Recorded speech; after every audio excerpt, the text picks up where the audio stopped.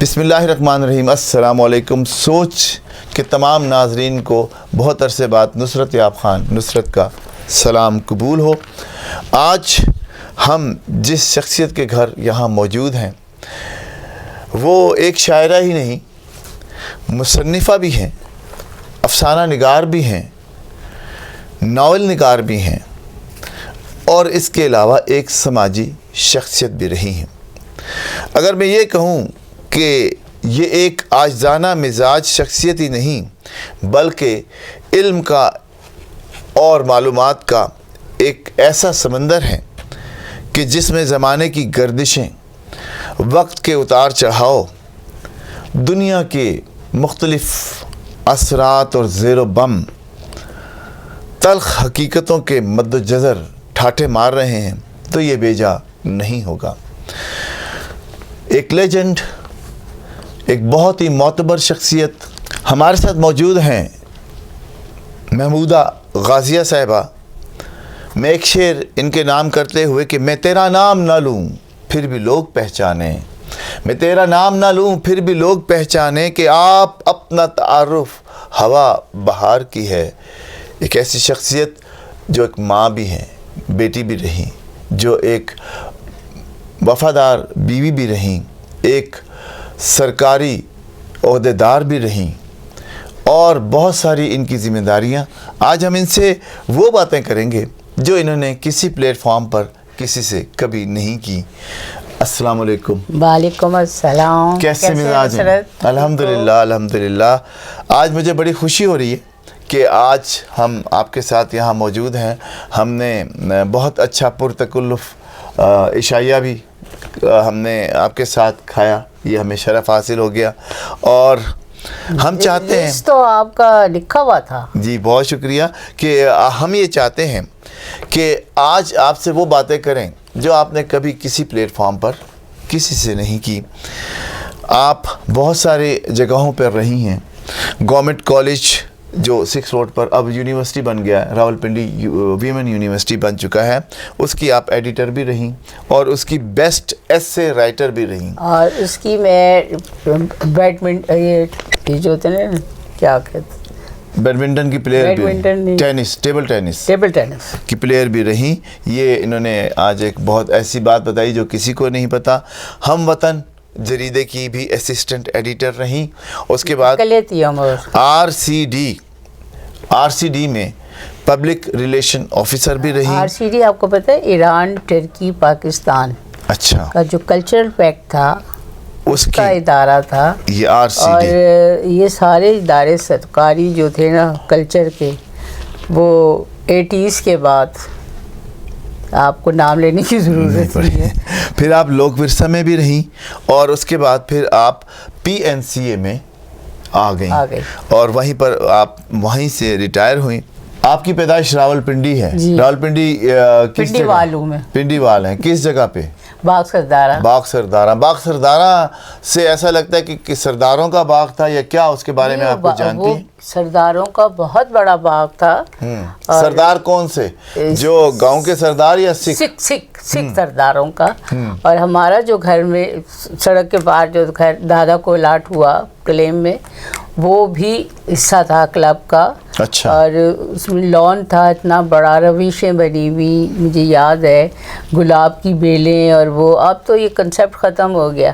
اور وہ جو فیملی آئی نا انڈیا سے سکھوں کی دیکھنے کے لیے گھر، تو وہ اس وقت تک وہ گھر بٹ کے نا اجڑ چکا تھا، تو وہ آپس میں بڑا پریشان ہوئے، کہتے ہیں یہ تو اتنا خوبصورت باغ تھا، گھر تھا۔ کیسا بچپن تھا آپ کا اور کیسا اس وقت ماحول تھا؟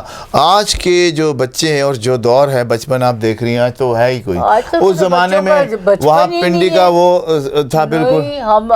میں کیونکہ میرے چچا بھی بڑے تھے، 4 ماموں بھی بڑے تھے، اور میں بڑی لڑکی تھی، تو میرا جو بچپن تھا وہ لڑکی کا بچپن نہیں تھا۔ حالانکہ یہ بات ہے 50-60 سال پرانی، لیکن بات یہ تھی کہ میں نے گلی ڈنڈا بھی کھیلا، میں نے پٹھو بھی کھیلا, میں نے بنٹے بھی کھیلے, جو ماموں چاچا کرتے تھے وہ آپ گلی کے ہاؤوں میں. اس زمانے میں تو یہ کھیل بڑے عام تھے نا, چینجو بھی کھیلی ہوگی آپ نے, اور گیٹے بھی کھیلے ہوں گے. جو پٹھو وہ جو تھا نا, ہمارے گھر کے سامنے ایک کھلا میدان تھا, رات کو پٹھو کھیلتے تو ہم لوگ لڑکا لڑکی کا کوئی تشخیص نہیں تھی, پٹھو گرم تو کھیل, لڑائیاں بھی ہوتی تھی اور مار پیٹ بھی ہو جاتی تھی لڑکوں کے ساتھ. اچھا, تو کرکٹ کا رواج تو کم تھا. بات تھی کہ گھروں کا جو ماحول تھا وہ یہ نہیں کہتا تھا کہ یہ لڑکی ہے یہ لڑکا ہے. ہم اس کسی کے گھر جا کے کھانا بھی کھا لیتے تھے, چائے بھی پی لیتے تھے. جب کسی کے گھر دسترخوان لگا وہ یہ نہیں پوچھتے تھے. آج تو آپ کسی کے گھر پہ دروازہ نہیں کھٹکا سکتے. اور لڑکیاں جو تھیں اور لڑکے, میں 9ویں جماعت ایک بڑی عمر ہوتی ہے, وہ میں گلی میں پٹھو کھیلا کرتی تھی. واہ. اور لڑائیاں بھی کرتی تھی. اور گلی ڈنڈا بھی کھیلا آپ نے, گلی ڈنڈا, اور وہ جو چینجو ہوتی تھی پہلے, چینجو اور بنٹے, چینجو بھی جو اتنی نہیں, بنٹے, گیٹے, وہ جو گیٹے نہیں کھیلے, ڈنڈے کے ساتھ وہ ٹائر یوں گھماتے جاتے تھے. وہ تو خاص لڑکوں کا کھیل تھا. وہ بچے جو ہے نا آج کل, تو بچوں کو پتہ ہی نہیں کہ اس کا بچپن کیا ہے, اس کی معصومیت کیا ہے. ان کو بچہ پیدا ہوتا ہے تو اس کے ہاتھ میں موبائل پکڑا دیتے ہیں, بھائی تم لگا رہے. تو وہ فزیکلی ناٹ فٹ, ان کی فزیک جو ہے نا مینٹلی بھی وہ لوگ ڈس آرڈر کا شکار ہو جاتے ہیں. اس کو کہتے ہیں آٹزم میں جانا, آٹزم کا شکار ہو جاتے ہیں, مینٹل ڈس آرڈر میں ہو جاتے ہیں وہ. تو اچھا آپ یہ بتائیں کہ آپ نے پھر وہیں کالج میں, اس کو پھر ہمارا گھر کے پاس ہی تھا نمبر 1 اسکول گورنمنٹ, وہ بھی اب کالج بن گیا اور بہت بڑا اسکول. اچھا, پھر کالج آپ نے ایف اے کہاں سے کیا؟ میں نے گورنمنٹ کالج 6 روڈ سے. اچھا, وہاں سے ایف اے کیا. میں نے پہلے ایف ایس سی میں داخلہ لیا, فائنل میں آئی تو والد بیمار ہو گئے, تو چچا میرے جو تھے پروفیسر ڈاکٹر, وہ انگلینڈ چلے گئے. تو پھر میں نے وہ ایف ایس سی چھوڑ کے 2 مہینے میں ایف اے کیا, کیونکہ میرا رجحان تھا لٹریچر کی طرف, لکھنے پڑھنے. پھر میں نے گورنمنٹ کالج میں جو تھا لٹریچر اردو کا, ہماری جو ٹیچر تھیں وہ اختر جمال تھیں, نام سنا, نام یاد ہے آپ نے؟ ہم کیسے سن سکتے ہیں, وہ تو خواتین کے کالج میں تھیں. افسانہ نہیں, وہ خاتون تھی نا. ہاں, تو وہ آپ کو پتا ہوگا, ہمیں تو نہیں پتا. تو آپ وہ نے افسانہ نگار بہترین. اچھا اچھا. اور ان کے جو ہسبینڈ تھے وہ پتری فورن آفس میں تھے. تو یہ پھر جو بی اے بھی وہیں سے کیا. اصغر مال کالج میں جب آئے اردو کے لیے ایم اے کے لیے, تو وہاں پہ انور نگینوی اور انور بیگ اور شاکر صاحب ایسے ٹیچرز. ایم اے آپ نے ڈگری کالج اصغر مال سے کیا, جو لڑکوں کا کالج ہے, لڑکوں کا. ہاں جی, لڑکوں کا کالج ہے. وہاں پہ کیا کو ایجوکیشن تھی؟ ظفر بختاوری میرا کلاس فیلو ہے. کو ایجوکیشن تھی وہاں پہ ایم اے میں. اور کیونکہ آپ کے والدین نے اجازت دے دی تھی؟ میرے والدین جو تھے نا, میرے والد کہتے تھے کہ اگر میں نے قرآن ترجمے سے نہ پڑھا ہوتا یا میں وہاں سے نہ پڑھا ہوتا تو میں بڑا ریجڈ مرد ہوتا. ہم 4 بہنیں تھیں, اور سب سے بڑی جو میرے باپ کی روایت تھی, انہوں نے دماد ہوتے ہوئے اپنا جو کمرشل کا گھر تھا اپنے 66 سالوں کو سیالکوٹ سے لا کے دے دیا, اور انہوں نے پھر اپنے نام کر لیا.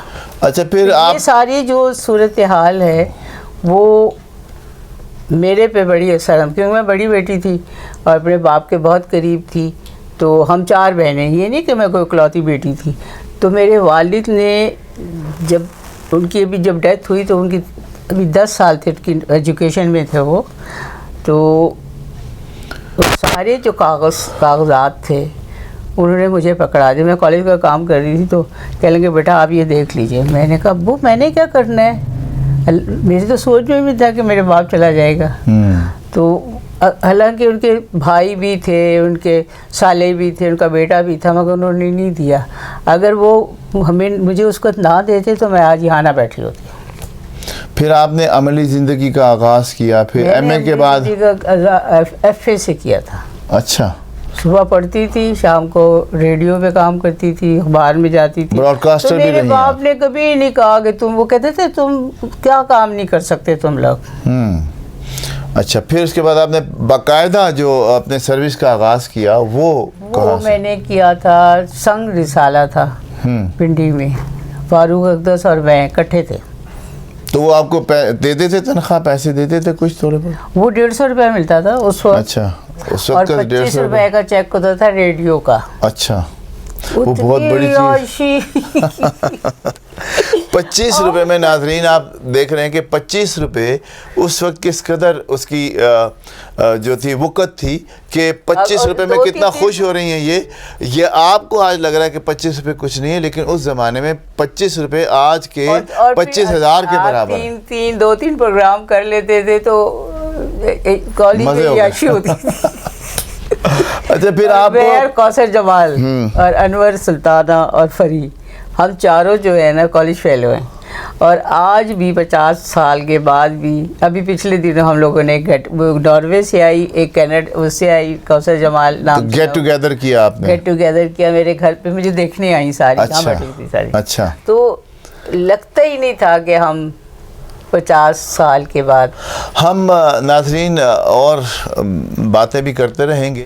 سوچ کے ناظرین یہ دیکھ رہے ہیں کہ ہم ایک لیجنڈ سے بات کر رہے ہیں, ایک ان کی ایسی ہم زندگی کے بارے میں بات کر رہے ہیں جو عام طور پر کسی کو نہیں پتہ. جیسے کہ انہوں نے بتایا کہ گلی ڈنڈا بنٹے, اور یہ حالانکہ یہ لڑکیوں کے کھیلنے کے کھیل نہیں ہیں, لیکن انہوں نے کھیلے. اور ناظرین ہم اپنے اس پروگرام کو یہاں پر تمام کرتے ہیں. میں آپ کی بات سے اختلاف کروں گی کہ لڑکیوں اور لڑکوں کے کھیل آپ نے جو علیحدہ کر دیے وہ نہیں ہے. وہ آپ کی نظر میں نہیں ہے نا, لیکن معاشرے کی نظر میں کچھ لڑکوں کے کھیل ہیں, کچھ لڑکیوں کے کھیل ہیں. لڑکیوں کے کھیل گھر کے اندر چار دیواری میں رہتے ہیں. کھیل رہی ہیں, ہاکی بھی ہاں اب تو کھیل رہی ہیں, سب کھیل رہے ہیں. تو یہ کہنا کہ یہ مردانہ کام ہے, مجھ سے کئی دفعہ مجھے بات کرتے ہیں نا کہ آپ میں بڑی مردانگی سے, میں نے کہا یہ آئندہ مجھ سے یہ بات مت کرنا, کیونکہ عورت کا جو وجود ہے وہ مرد سے کہیں درجے جو ہے نا وہ سٹرونگ ہے. آپ کی بات بجا ہے, لیکن میں پھر بھی یہ کہوں گا کیونکہ عورت کو صنف نازک گنا جاتا ہے اور گنی جاتی رہے گی, اس لیے اس کے کھیل اور یہ کھیل تھوڑے سے ڈیفرنٹ ہیں. ناظرین اسی بحث پہ ہم پروگرام کو تمام کرتے ہیں, اگلے پروگرام میں دوبارہ ملاقات کریں گے.